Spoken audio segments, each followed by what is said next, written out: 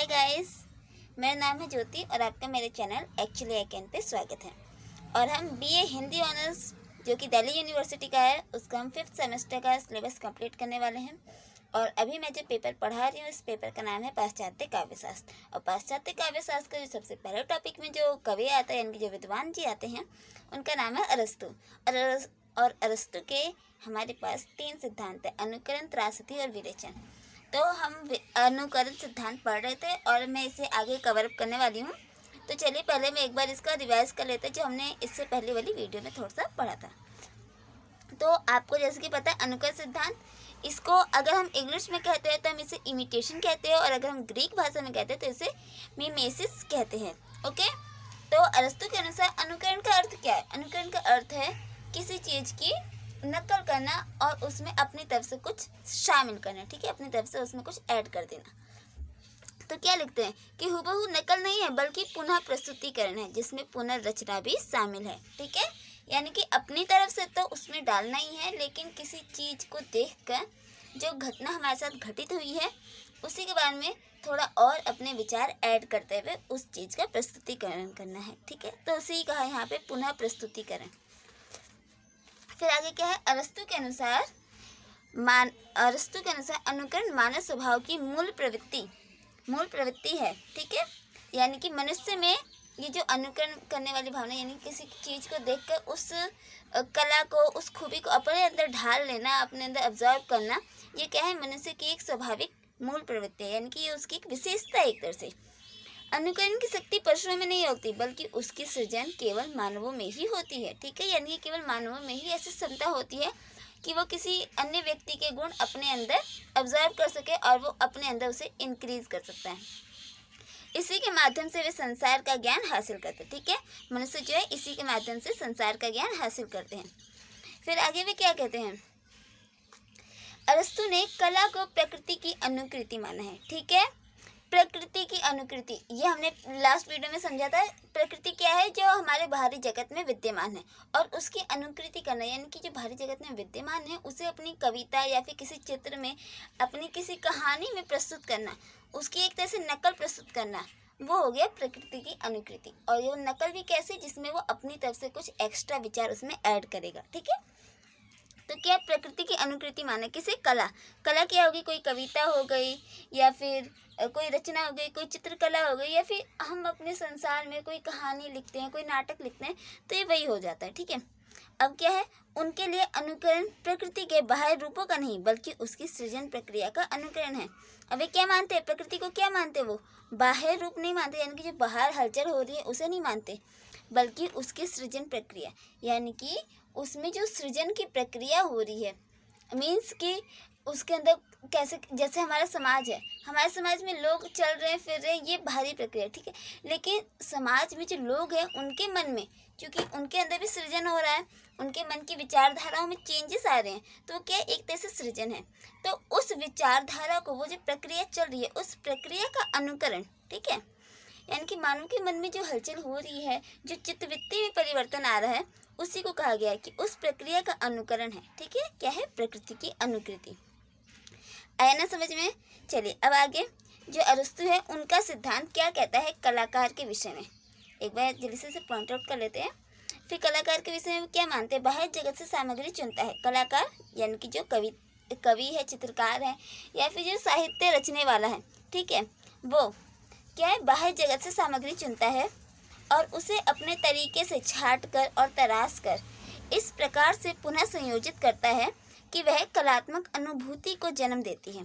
ठीक है, कलात्मक अनुभूति यानी कि उसमें एक कला उसमें ऐड करते हैं। इसके लिए उसे विशिष्ट संवेदनशीलता और कल्पना का सहारा भी लेना पड़ता है। ठीक है, एक संवेदनशीलता जानते हैं ना कि जिस व्यक्ति के अंदर सोचने और समझने की ज़्यादा शक्ति होती है। कल्पना यानी कि वो और अधिक कल्पनाओं में अपनी कहानी बना सके और उसे अधिक ऊंची उड़ान, यानी कि अधिक उसे वास्तविकता जैसे कि लोगों के हृदय को छू सके, ऐसी कल्पना का सहारा दे सके।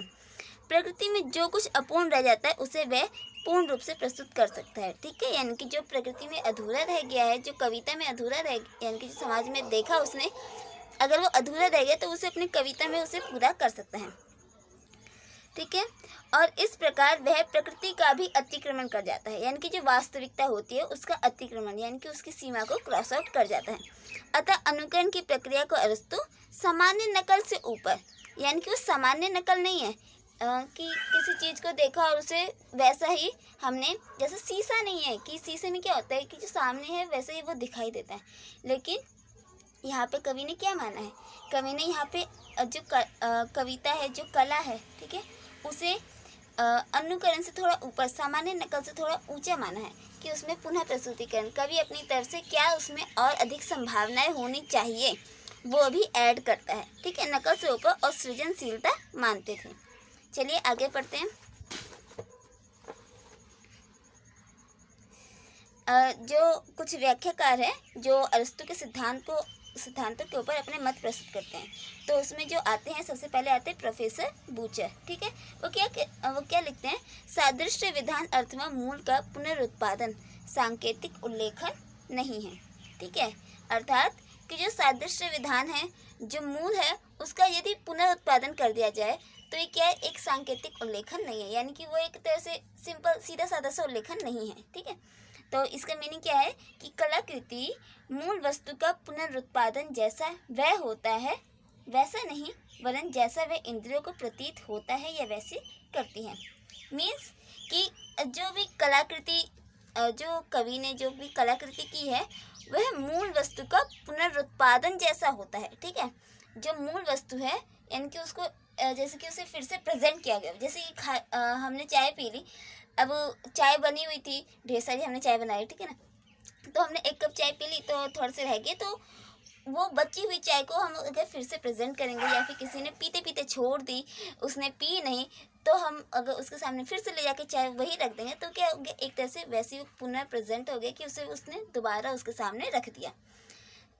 तो क्या कह रहे हैं, कलाकृति मूल वस्तु का पुनरुत्पादन जैसा वह होता है वैसा नहीं, वरन जैसा वे इंद्रियों को प्रतीत होती है या वैसा करती है।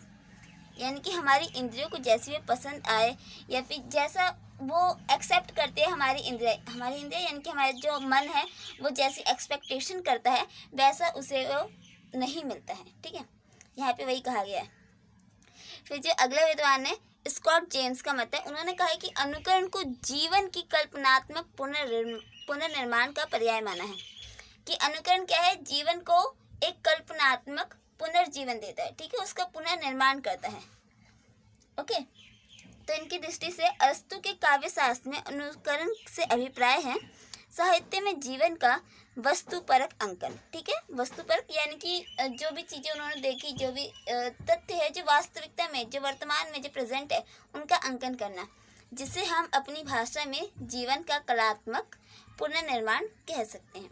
ओके, फिर उसके बाद आते हैं यॉर्ट्स के मत क्या है, इनके अनुसार अपने पूर्ण अर्थ में अनुकरण का आश्रय जैसे प्रभाव का उत्पादन जो किसी स्थिति, अनुभूति या व्यक्ति के शुद्ध प्रकृति रूप से उत्पन्न होता है, ठीक है।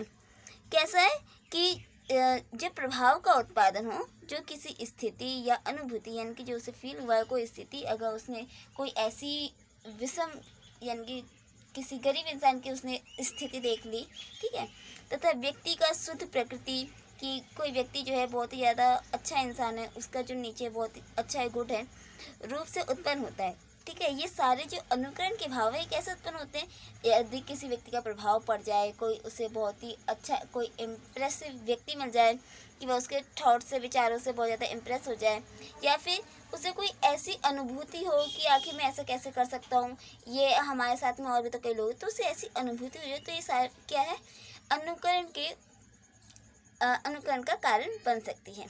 वस्तुतः इनके अनुसार अनुकरण का अर्थ है, तो यॉर्ट्स का जो मत है उसके अनुसार उन्होंने क्या अपना अनुकरण का अर्थ रखा है, आत्म अभिव्यंजन से भिन्न जीवन का अनुभूति का पुनः सृजन क्या है, उनके अनुसार यही है अनुकरण।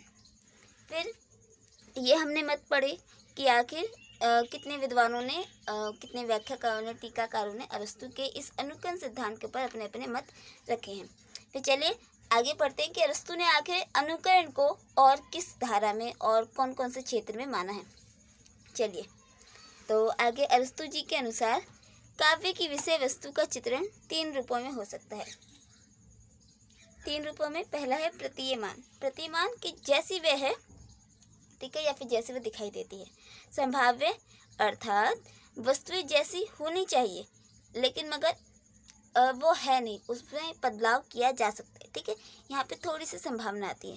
फिर तीसरा है आदर्श अर्थात वस्तुओं को जैसा होना चाहिए, यानी कि उसमें पूर्ण रूप से संभावना आ गई है कि नहीं, इस वस्तु में अगर थोड़ा सा बदलाव कर दिया जाए तो ये पूरी तरह से परफेक्ट हो जाएगी, ठीक है। तो यहाँ पे 3 आए हैं, 3 विचारधाराएं आती है कवि के मन में कि एक तो वो जैसी प्रेजेंट है, सेकंड कि उसमें थोड़े से चेंजेस किए जा सकते हैं या फिर ऐसा हम कर सकते हैं कि नहीं कर सकते, उसमें हाँ ना का अंतर होता है, ठीक है। एंड देन जो थर्ड आता है उसमें पूरी रूप से संभावना होती है कि हाँ इसमें परिवर्तन किया जाएगा तो ये हमारे समाज का कल्याण करेगी। कविता में थोड़ी सी चेंजेस या फिर किसी अनुकृति में थोड़े से बदलाव किए जाए तो वो और अधिक अच्छी हो सकती है, ठीक है। चलिए आगे पढ़ते हैं।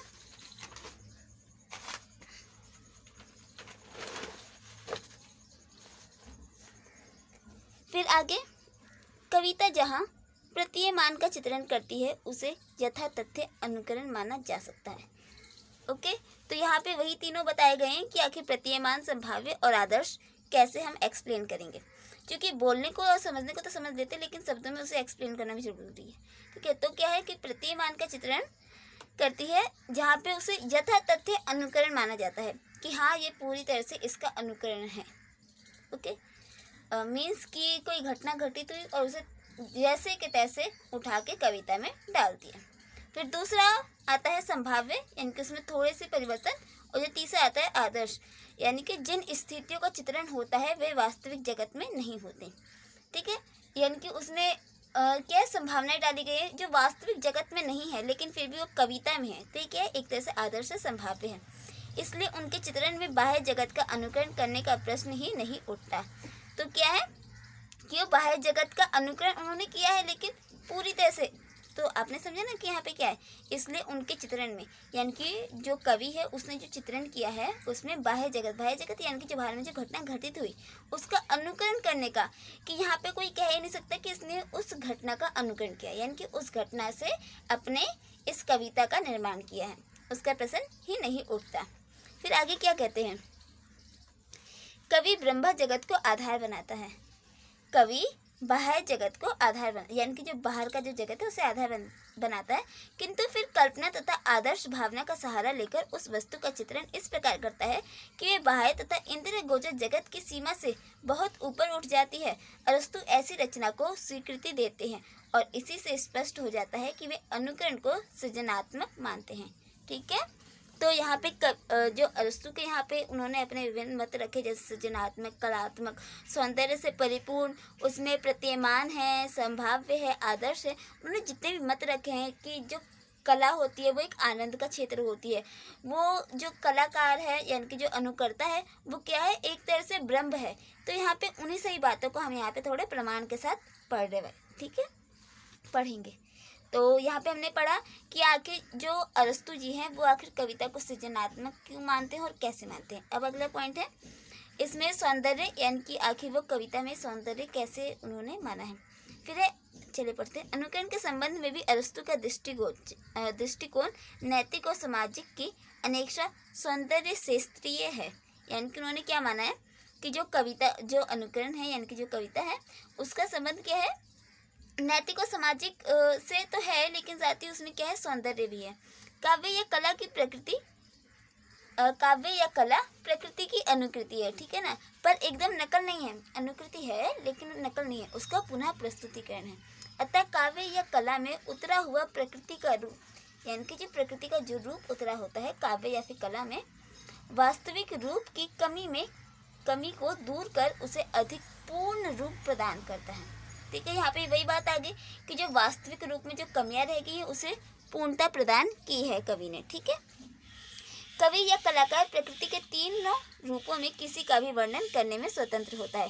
ठीक है, कवि या जो कलाकार है वो प्रकृति के इन तीनों रूप में से किसी का भी वर्णन कर सकता है। उसकी जैसी इच्छा, अगर उसे जैसे कि तैसा उठा के रखना है तो वो अपनी कृति में वैसा रखेगा। अगर वो उसमें थोड़ा एक्स्ट्रा ऐड करना चाहे तो एक्स्ट्रा ऐड करेगा। अगर वो उसमें संभावनाएं डाल के उस घटना को पूरी तरह से एकदम कन्वर्ट कर देता है, उसे एकदम दूसरे एंगल से अपने दर्शकों को, अपने श्रोता पाठक को दिखाने की कोशिश करता है, तो जैसा कवि का मन होगा वो वैसा कर सकता है। ठीक है, तो उसमें वो एक तरह से सौंदर्य उत्पन्न कर देता है। ओके, चलिए अब आगे बढ़ते हैं। तो यहाँ पे क्या है, यहाँ पे एक लाइन थी जो मेरे को बहुत पसंद आई थी, तो चलिए एक बार पढ़ते इसे। The poet begin an imitator like a painter or any other artist must be imitate one of three objects, think as they were all are, things as they are said or thought to be, or things as they ought to be. Okay, तो इसका मतलब क्या है कि जो कवि है वो क्या है, अपने विचारों को लेकर पूर्ण रूप से स्वतंत्र है। चलिए इसकी मीनिंग पढ़ते हैं।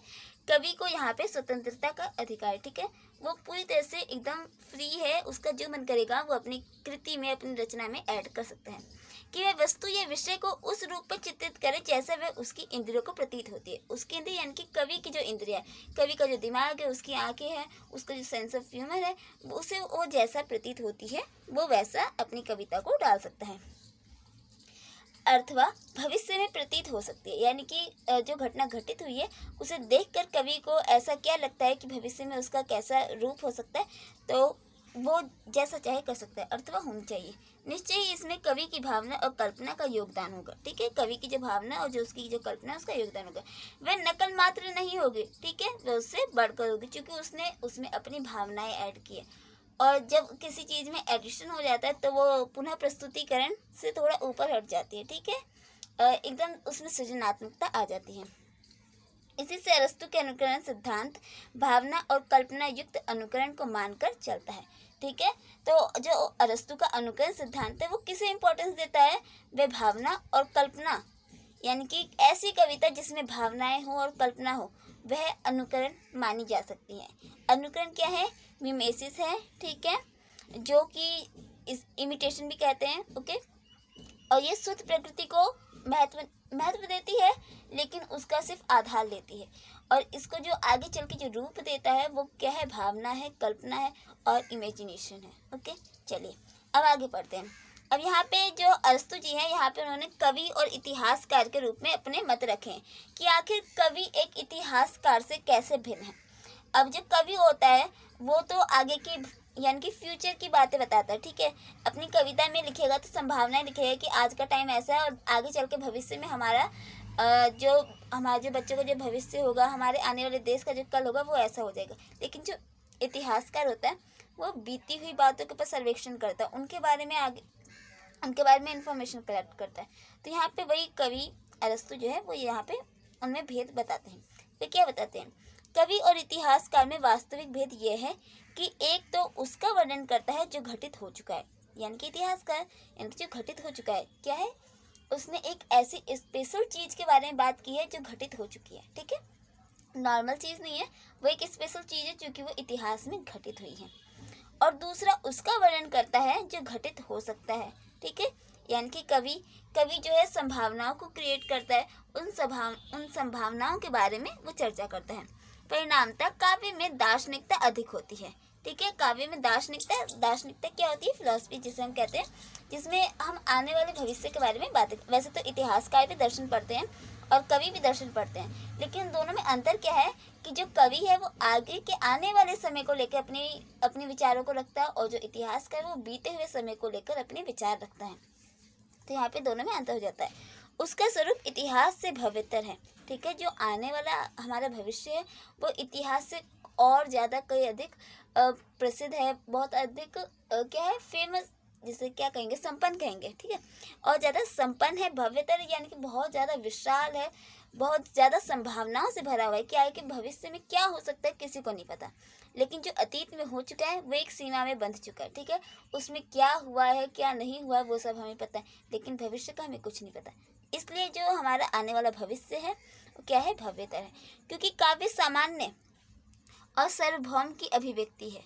अब यहाँ पे क्या कहा गया है कि जो काव्य है यानी कि जो कविता है, जो चित्रकला है, वो क्या है, एक तरह से सामान्य है, यानी कि नॉर्मल चीज़ है जो हम अभी देख रहे हैं अपनी आंखों के सामने, और जो हमारी आंखों के सामने अभी चल रहा है वो सामान्य हो जाता है, और जब वो बीत जाता है तो वो स्पेशल हो जाता है ना।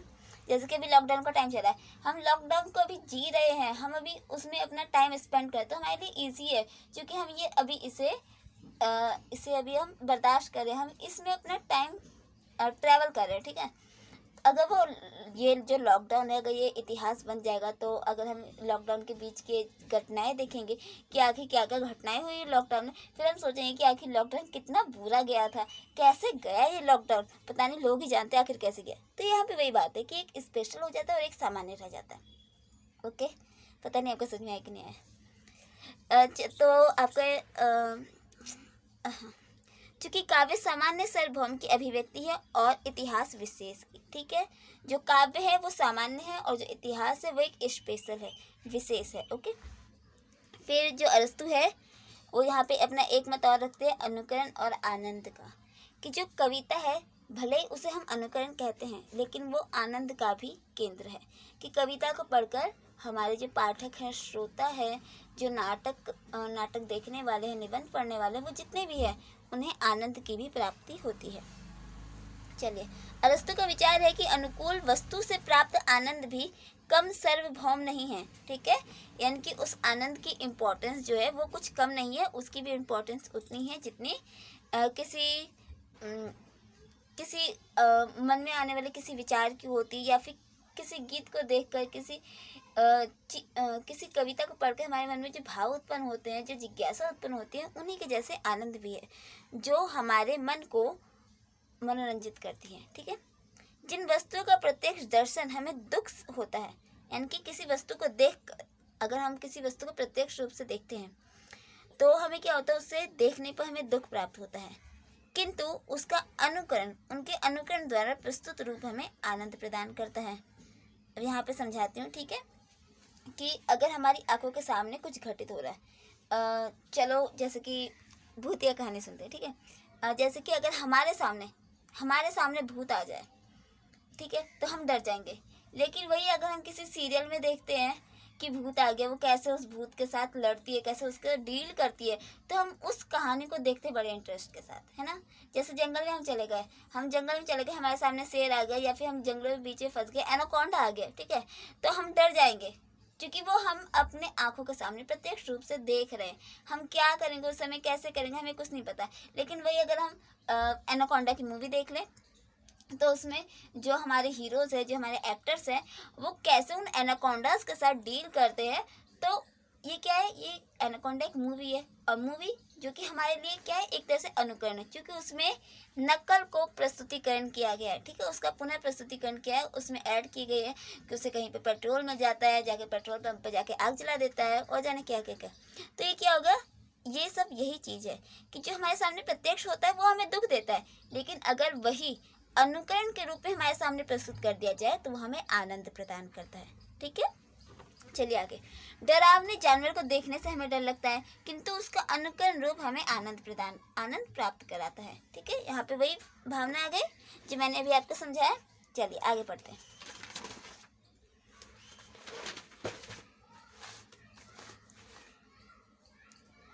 अतः अनुकरण आनंद का तत्व अनिवार्यता निहित होने का अर्थ यही है कि उसमें आत्म तत्व का प्रकाशन निहित रहता है, क्योंकि आनंद की उपलब्धि आत्म तत्व के प्रकाशन के बिना संभव नहीं है। अतः अनुकरण निश्चय ही यथार्थ वस्तुपरक अंकन न होकर भावात्मक और कल्पनात्मक होगा, ठीक है।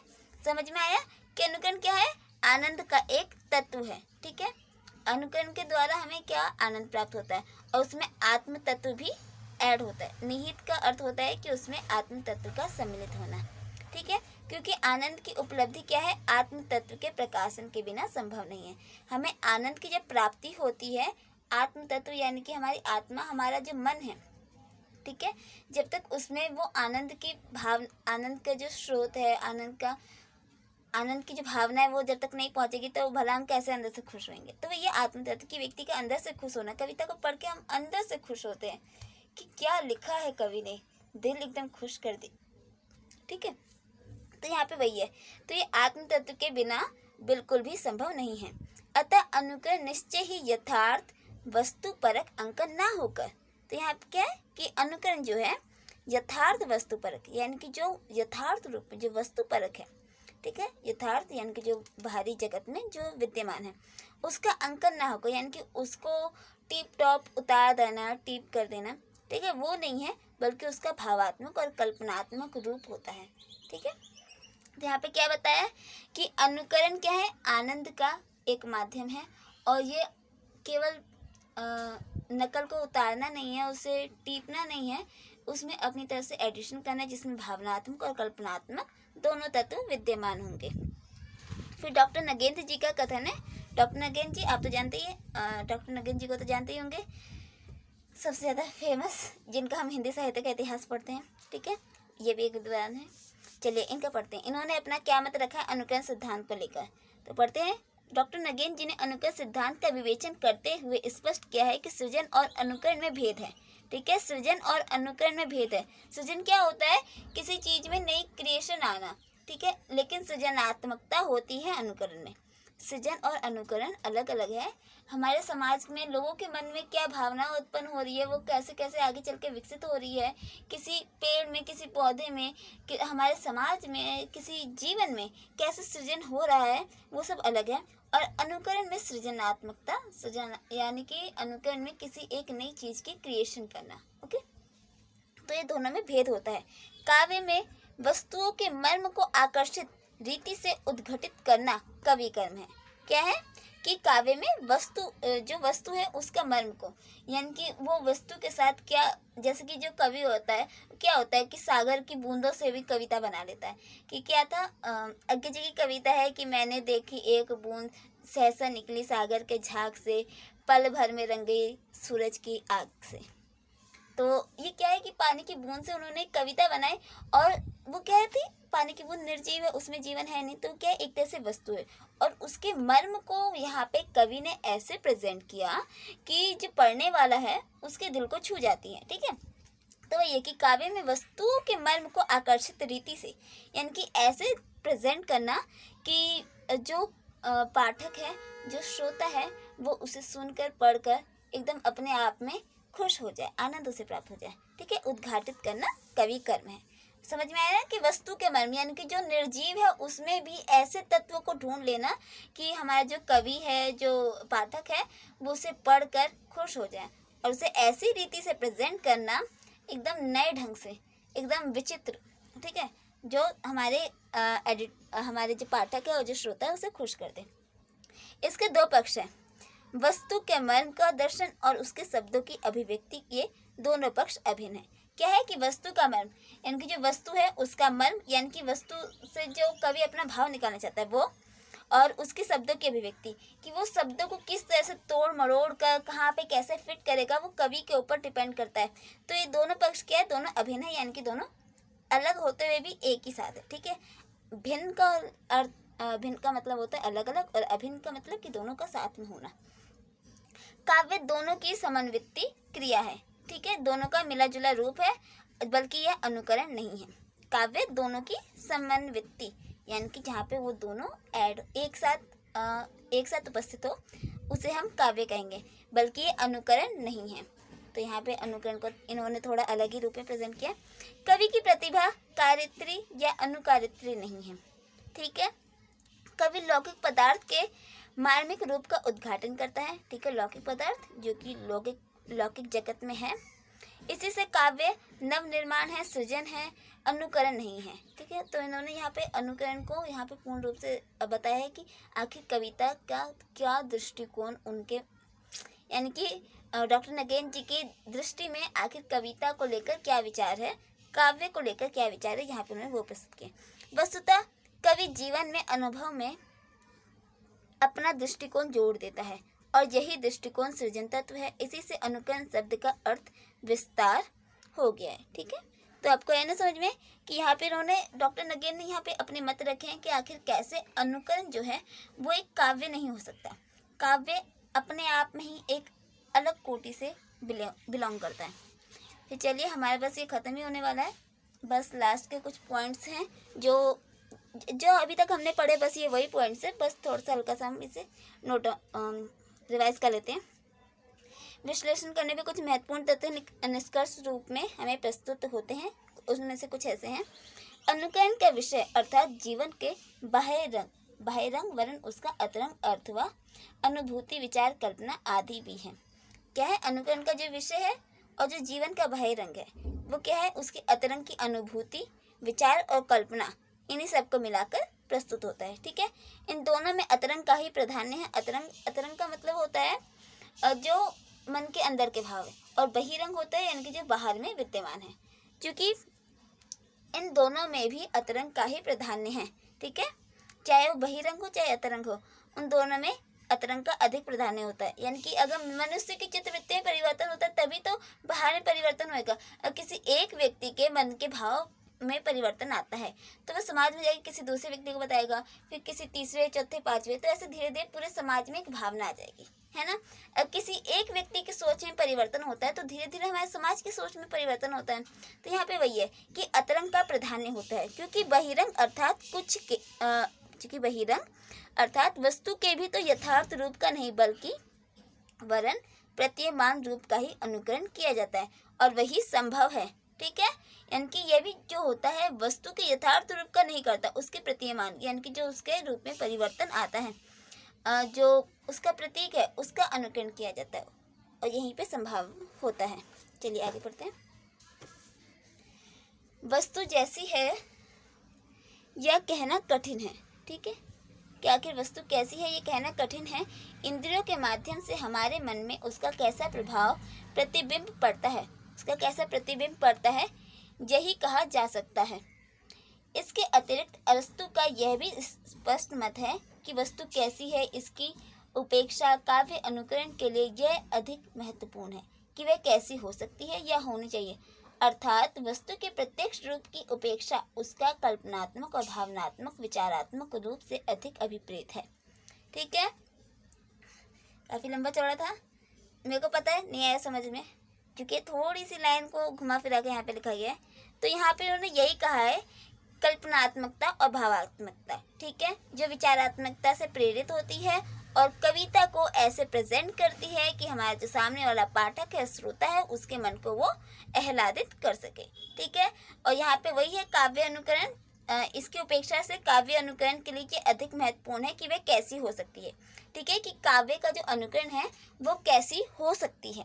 ठीक है, या होनी चाहिए। यहाँ पे वही तीनों बातें आ गई, प्रतीयमान, संभाव्य और आदर्श। ठीक है, और वस्तु के प्रत्यक्ष रूप की उपेक्षा यानी कि वस्तु का जो प्रत्यक्ष यानी कि जो सामने उसका जो रूप है उसकी अपेक्षा उसका कल्पनात्मक, भावात्मक और विचारात्मक रूप अभिप्रेरित है। ठीक है, तो यहाँ पे वही है, यहाँ पे संभाव्य आ गया, प्रतीयमान आ गया और आदर्श आ गया। बस उसे शब्दों में ऐसे बांधा गया है कि जो सामने वाला बंदा है वो पूरा का पूरा कंफ्यूज हो जाएगा।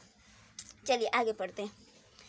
इस प्रकार काव्य में वस्तु के प्राय 3 रूपों को अनुकरण कहा जाता है। ठीक है, तो यहाँ पे वही बात आएगी। पहला आएगा प्रतीयमान यानी कि जो जैसा है। ठीक है, उसका जो अनुकरण करता है, जो उसे जैसे प्रेजेंट करे। ठीक है, यानी कि पूरी की पूरी एक तरह से नकल। फिर दूसरा होगा संभाव्य यानी कि जैसा वह हो सकता है, उसमें थोड़ी सी संभावनाएं देखी जा सकती है। और तीसरा हो गया आदर्श कि जैसी वह होनी चाहिए। थर्ड में आ जाती है पूर्ण रूप से संभावनाएं कि नहीं, इसमें ये परिवर्तन करेंगे तो ये जरूर हमें अच्छा एक रिजल्ट देगा। ठीक है, तो यहाँ पे वही आ गया। तो इन तीनों रूपों के अनुकरण में निश्चित ही अनुकर्ता की भावना और कल्पना का योगदान रहता है ना।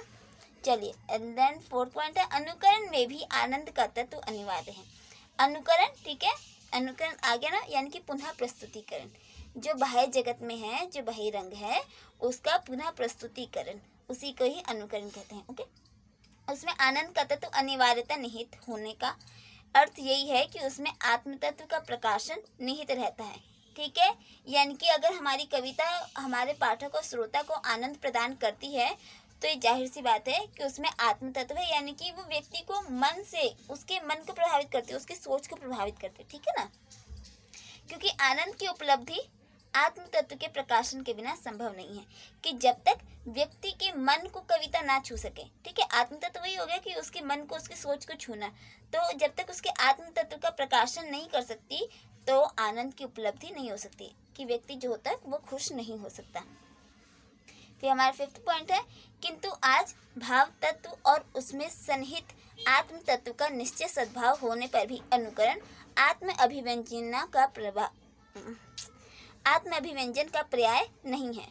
क्या है यहाँ पे कि जो कविता है उसमें भाव तत्व भी है और उसमें क्या है, आत्म तत्व भी शामिल है, लेकिन उसमें सद्भाव होना, कि कविता जो हमारा जो अनुकरण है उसमें सद्भाव होना चाहिए, वो अनुकरण की अभिव्यंजन का पर्याय नहीं हो सकता, ठीक है, कि अनुकरण का आत्म अभिव्यंजन यानी कि उसकी आत्मा की जो बात है, यानी कि जो उसकी मानसिकता है, जो हमारे कवि की जो सोच है, ठीक है, कवि की जो सोच है वो उसका पर्याय नहीं हो सकता। मीन्स कि जो कवि ने जो सोचा है, पर्याय क्या हो गया कि एक तरह से पर्यायवाची हो गया, है ना। तो उसका कि कवि ने जो सोचा है, कवि ने जो अपनी कविता रखी है, वो एक तरह से बाह्य जगत के पर्यायवाची नहीं है, उसके जैसा हूबहू नहीं है, उससे थोड़ा अलग है, किंतु उसमें वस्तु तत्व का प्रधान अनिवार्य है, ठीक है, यानी कि उसमें वस्तु तत्व है, मानते हैं, लेकिन वो क्या है, उसका पर्याय नहीं है। अनुकरण में वस्तु केवल उद्दीपन निमित्त मात्र ना होकर आधार रूप से विद्यमान रहती है, ठीक है, कि अनुकरण में जो वस्तु है वो केवल उसका एक उद्दीपन मात्र नहीं रहती, वस्तु आए ना कि जो बाह्य जगत में विद्यमान है, जहाँ से कवि जो है अपने सृजनात्मक अपनी कविता के लिए जो मूल इम्पोर्टेंट जो पॉइंट नोट आउट करता है उसे कहते हैं वस्तु। तो उसका जो केवल उद्दीपन नहीं है, वो उसका निमित्त मात्र ना होकर उसका आधार रूप है, यानी कि वो उसे एक बेस देता है। कौन बेस देता है? जो वस्तु है। चलिए, बहुत लंबा टाइम होने वाला है। फिर लास्ट खत्म हो गया। स्पष्ट है कि अरस्तु ने अनुकरण का प्रयोग एक ऐसी अवधारणा के अर्थ में किया है जिसका अतरंग और अनिवार्य गुण है, ठीक है। अतरंग हो गया, यानी कि जो मानसिकता से घिरा हुआ है, जिसमें मानसिक रूप और सोच हो गया, मन हो गया, वो सब क्या है, उसमें विद्यमान है। निर्माण अरस्तु के व्याख्याकार ने अनुकरण का अर्थ करते हुए उसमें निर्माण और कल्पना के तत्वों को स्वीकार किया है, ठीक है, कि जो अनुकरण है उसमें निर्माण होता है, कल्पना होती है, ठीक है। उपयुक्त विवेचन के आधार पर हम ये कह सकते हैं कि अरस्तु द्वारा प्रयुक्त अनुकरण की अवधारणा का अर्थ क्या है? अनुकार्य का काव्यात्मक निर्माण, ठीक है, अनुकार्य का काव्यात्मक निर्माण है, कर सकते हैं, जिसमें कवि न केवल कार्य के यथार्थ स्वरूप की काटछाट करता है, वरन उसे काव्य रूप से अनुरूप, संयोजित और संपृक्त भी करता है, ठीक है, कि उस जो वास्तविक जगत से जो उसे मिला है, ठीक है, जो घटना मिली है, जो उसने दृश्य देखा है, उसमें वो काटछाट नहीं करता, बल्कि उसमें और अधिक संयोजित, यानी कि उसमें और ज़्यादा चीज़ों को ऐड भी करता है। संपृक्त यानी कि उसे भरता भी है। ओके फ्रेंड्स, यहाँ पे अनुकरण सिद्धांत कंप्लीट होता है। नेक्स्ट वीडियो होगी त्रासदी सिद्धांत के ऊपर, ठीक है, और मैं बीच में नाटक का भी एक वीडियो लेके आऊँगी। और मेरा जो नेक्स्ट नाटक है वो कौन सा हैगा, हम दीपदान पढ़ने वाले, जो कि एक ऐतिहासिक घटना के ऊपर आधारित है, जहाँ पे एक जो बूढ़ी दाइमा है वो अपने पुत्र को कुंवर की जान बचाने के लिए उसका बलिदान कर देती हैं। तो यहाँ पे वही है दीपदान करना, कि अपने कुल के दीपक का उसने दान किया अपने महाराजा के कुल के दीपक को बचाने के लिए। ओके, तो ये वीडियो होगी कंप्लीट, हमने पढ़ लिया, ठीक है, अनुकरण सिद्धांत। नेक्स्ट वीडियो में हम त्रासदी सिद्धांत पढ़ने वाले हैं। ओके, याद रखना, इस वीडियो को प्लीज़ अच्छे समझ लेना, जहाँ पे ना समझ में आया हो मेरे से पूछ लेना। ओके, ईजी है, ज़्यादा बोरिंग नहीं है, त्रासदी वाला इससे और ज़्यादा खतरनाक है, फिर भी ईजी है, थोड़ा पढ़ लेंगे समझ जाएंगे। ओके, चलिए बाय। मेरा नाम है ज्योति, चैनल का नाम है एक्चुअली आई कैन। मेरे चैनल को लाइक करिएगा, शेयर करिएगा, सब्सक्राइब करिएगा। अगर आप न्यू वॉचर हैं, न्यू व्यूवर हैं, तो प्लीज़ आप मेरे चैनल को सब्सक्राइब कर लीजिएगा। बगल में बेल बटन है, उसे भी क्लिक कर लीजिएगा, तो आपको आने वाले अगले वीडियो की नोटिफिकेशन मिल जाएगी। Okay friends, thank you, bye bye.